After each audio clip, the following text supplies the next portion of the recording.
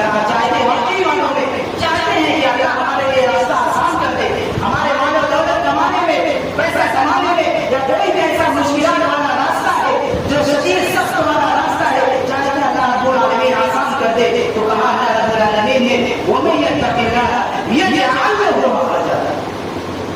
جو شخص اللہ رب العالمین سے تقوی اختیار کرتا ہے، اللہ رب العالمین سے ڈرتا ہے، اللہ رب العالمین اس کے لیے چھٹکارے کے راستے، یعنی جو راستہ شدید رہتا ہے